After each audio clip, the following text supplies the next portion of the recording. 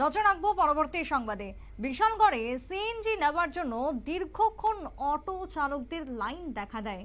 বিশেষ করে জাতীয় সড়কে এই লাইনের ফলে এক প্রকার যানজট তৈরি হয়, এমনটাই অভিযোগ উঠে আসছে প্রতিনিয়ত, এবং যার ফলে আজকে বাধ্য হয়ে সড়ক অবরোধ দীর্ঘক্ষণ ধরে বন্ধ হয়ে থাকে বিশালগড় আগরতলা জাতীয় সড়ক। বিশেষ করে বিশালগড় পেট্রোল পাম্প সংলগ্ন বিশালগড় আগরতলা জাতীয় সড়ক দীর্ঘক্ষণ বন্ধ হয়ে থাকে, এবং যারা অবরোধ করেছেন তাদের একটাই অভিযোগ, সিএনজি নেবার জন্য দীর্ঘক্ষণ ধরে অটো লাইন থাকে এবং সেটা সম্পূর্ণভাবে রাস্তার উপরে, যার কারণে এই ধরনের জনদুর্ভোগ। কি বক্তব্য উঠে আসছে বিশালগড় থেকে, শুনুন। বন্ধ হয়ে গেছে 10-15 মিনিট আমি মাত্র আসি। এটা কোন সড়ক? বিশালগড় আগরতলা। এটা এখন কোন জায়গাতে মানে আটকে দিয়েছে গাড়ি? বিশালগড় আপনার পেট্রোল পাম্পের সামনে। আপনারা শুনলেন সংক্ষিপ্ত একটি বক্তব্য উঠে এসেছে বিশালগড় থেকে। কথা বলবো, টেলিফোন লাইনে রয়েছেন প্রতিনিধি সায়ন সাহা। সায়ন, এই মুহূর্তে দাঁড়িয়ে বিশালগড় থেকে যে অভিযোগ আমরা পেয়েছি, দীর্ঘক্ষণের জন্য এই অটো দাঁড়িয়ে থাকাতে যানজট তৈরি হয় ব্যাপকভাবে, এই যানজটের কারণ কি কি জানতে পারছো স্থানীয় সূত্রে? দেখো সুপ্রীতি, বিশালগড় থানা এবং ফায়ার সার্ভিস সংলগ্ন যে পেট্রোল পাম্প রয়েছে সেখানে দীর্ঘদিন ধরেই একটা সমস্যা চলছে। সেটা হলো সেই পেট্রোল পাম্পের ভেতরে যে সিএনজি স্টেশন করা হয়েছে, সেই সিএনজি স্টেশনের লাইন, যানবাহনের লাইন জাতীয় সড়কের উপর দিয়ে করা হচ্ছে, এবং যার ফলে নিত্যদিন প্রায় প্রতিদিন সেখানে যানজট সৃষ্টি হচ্ছে।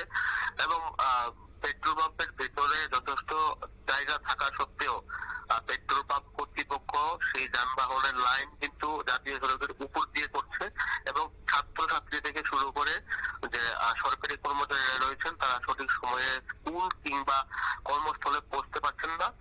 এবং একাধিকবার বিশালগড় মহকুমা শাসককে বিষয়টি অবগত করা হলে এখনো পর্যন্ত কোনো পদক্ষেপ নেওয়া হয়নি, এবং কিছুদিন আগে বিশালগড় মহকুমা প্রশাসন সেখানে পরিদর্শন করেছিল এবং তাদেরকে হুঁশিয়ারি দিয়েছিল যাতে জাতীয় সড়কের উপরে লাইন না ধরানো হয়, কিন্তু এখনো পর্যন্ত কোনো পরিবর্তন দেখা যায়নি। আজকেও ঠিক একই ঘটনা লক্ষ্য করা গিয়েছে। সেখানে দেখা গেল যে সিএনজি স্টেশনের সেই লাইনের জন্য দীর্ঘক্ষণ যানজট সৃষ্টি হয়েছে, এবং প্রশাসন কিংবা পুলিশের কোনো ভূমিকা ছিল না। সুপ্রীতি, এই যে প্রত্যেকটা দিন যানজট তৈরি হচ্ছে, প্রত্যেকটা দিন সাধারণের হয়রানি হচ্ছে, তাতে করে কি কোনো রকমের সুষ্ঠু ট্রাফিক ব্যবস্থা সেই জায়গাতে নেই? কেন এমনটা হচ্ছে?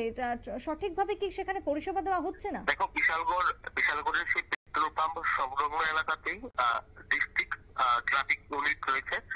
সেই ক্ষেত্রে ট্রাফিক পুলিশের কোনো ভূমিকা নেই, এবং কিছুদিন আগে বিশালগড়ের লালসিং মোড়াতে একটি যান দুর্ঘটনার ঘটনা ঘটেছিল। ফায়ার সার্ভিসের কর্মীরা যখন সেখানে মহিলাকে উদ্ধার করেছিলেন, তো সেই যানজটের কারণে ফায়ার সার্ভিস পর্যন্ত সেখান দিয়ে যেতে পারেনি। পরবর্তী সময়ে বাইপাস দিয়ে ঘুরে হাসপাতালে নিয়ে যেতে হয়েছিল। তারপর মহিলা মারা যান। চিকিৎসকদের বক্তব্য ছিল যদি আর একটু সময় আগে হাসপাতালে পৌঁছানো যেত তাহলে মহিলাকে হয়তো অক্সিজেন দিয়ে বাঁচানো সম্ভব হতো।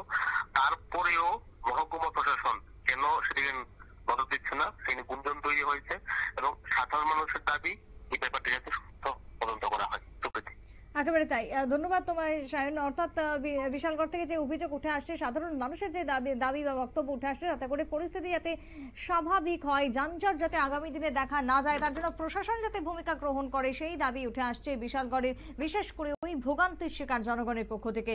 ছোট্ট বিরতির পর ফিরবো, সঙ্গে থাকুন।